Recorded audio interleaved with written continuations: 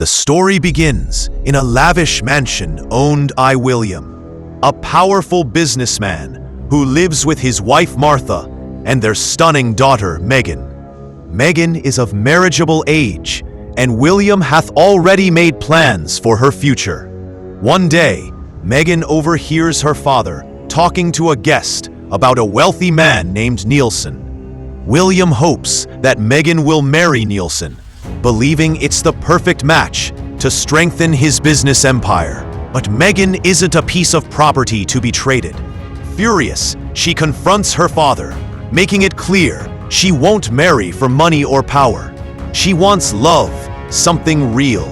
Her father, stubborn and controlling, refuses to back down, insisting he knows what's best for her. Feeling suffocated, Megan makes a bold decision.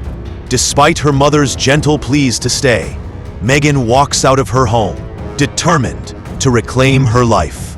She leaves behind her car, phone and purse, and hails a cab to disappear into the city. She lands in a bar where she drowns her frustration in expensive drinks.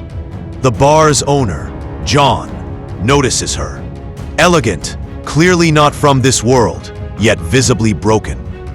Curious, he asks the bartender about her and learns she's been spending big and drinking heavily. Later, Megan quietly asks John if she can stay for a few days. She promises not to cause trouble.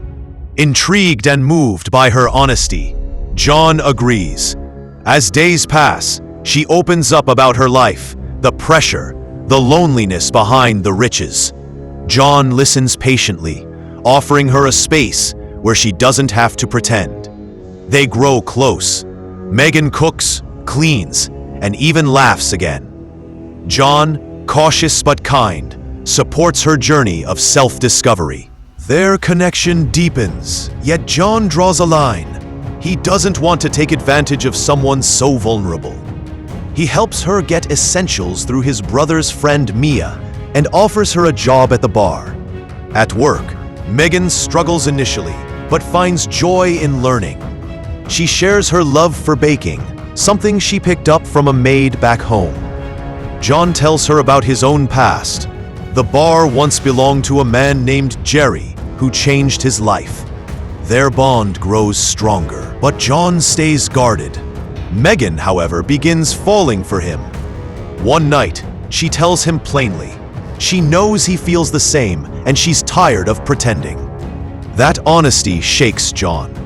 Soon, John's brother Romy visits and encourages John to embrace happiness, reminding him that he deserves to move on.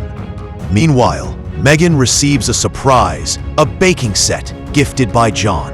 Touched, she bakes for him, and the warmth between them finally melts the wall John had built.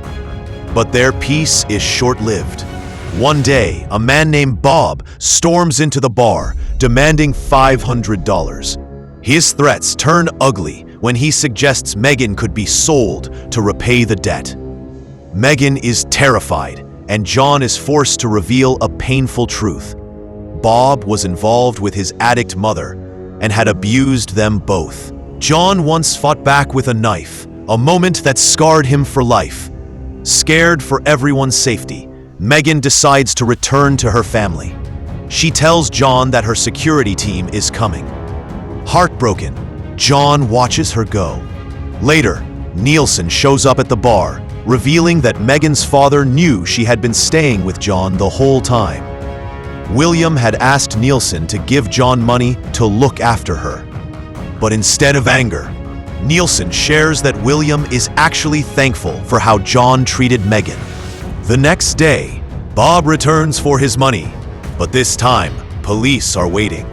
John had set the trap. With Bob out of the picture, John finally feels some relief. In the final moments, John visits William's mansion to return the money. William, once cold and controlling, has changed. He thanks John for protecting Megan and admits he's seen the genuine love between them. For the first time, he steps back and gives them his blessing. Megan and John are finally free. From expectations, from fear, and from the shadows of the past. And in each other, they find not just love, but peace.